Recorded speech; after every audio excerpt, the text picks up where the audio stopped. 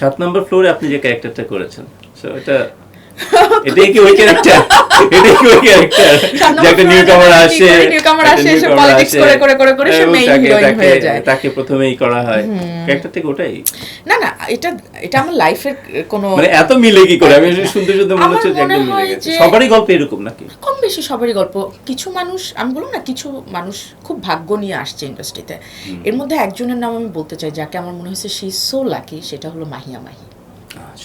আমার কাছে মনে হয়েছে যে সে অনেক লাকি। সে জাজের ছবি দিয়ে যখন স্টার্ট করলো, এবং আমি যখন হলে গিয়ে তার ছবি দেখছি, তখন আমি নিজেও আসলে, আমার কাছেও ভালো লাগছে অনেক, এবং আমার নিজের মনে হয়েছে যে মানে এত সুন্দর গল্প, এত সুন্দর কস্টিউম, এত সুন্দর প্রেজেন্টেশন, এত সুন্দর গান, এত সুন্দর মেকআপ, হচ্ছে না কেন তাহলে? আমার কথা হলো যে আমার অ্যাক্টিংয়ে ত্রুটি থাকতে পারে, কিন্তু এগুলোতে কেন ত্রুটি থাকবে? এগুলো তো আমার না, এগুলো হলো অন্যান্য ডিপার্টমেন্টের কাজ, তো এগুলোতে কেন আমার ত্রুটি? আচ্ছা ঠিক আছে, এখন যেমন আমার একটা শট দেওয়ার পরে যদি আমার মনে হয় যে এইটা আমি আরও ভালো দিতে পারবো, আমি কিন্তু বলি যে না, আমি এই শটটা দিতে চাই আবার। এবং যদি কোনো কারণে ডিরেক্টর বলে যে না ঠিক আছে, আমি বললাম ঠিক আছে, আপনি এটাই রেখেন, বাট আর্টিস্ট হিসেবে আমার স্যাটিসফ্যাকশনের জায়গা থেকে আমি আরেকটা শট দিতে চাই।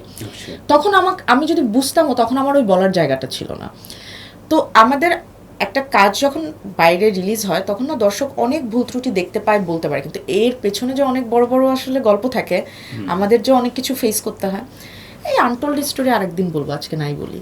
আচ্ছা, আমরা আবার রাফিতে ফিরে আসি, মানে ওটিতে ফিরে আসি আর কি। তো ওটিটি কি আপনি লাক মনে করেন, নাকি মানে যে বিষয়গুলো আপনি সিনেমাতে পান নাই, সেই কম্বিনেশনগুলো আপনি ওটিটিতে পেলেন? ওটিটি একজন রাফিকে পাইলেন? হ্যাঁ, অফকোর্স একজন রাফি তো ওটিটি থ্রুতেই পাওয়া, একজন রায়হান রাফি তো আমি না, পুরো ইন্ডাস্ট্রি পেয়েছে আসলে ওটিটি প্লাস ফিল্মের মাধ্যমে।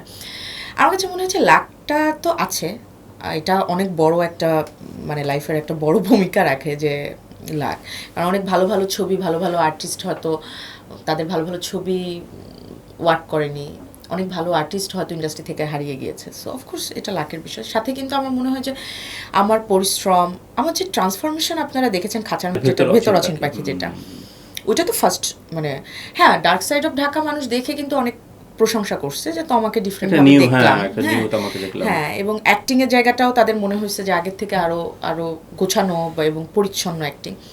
কিন্তু মেইন যেটার পরে আসলে আমার প্রতি দর্শকের আস্থা আসছে, ডিরেক্টরদের আস্থা আসছে, বা ওটিটি প্ল্যাটফর্মের আস্থা আসছে, সেটা হলো খাঁচার ভেতর অচিন পাখি।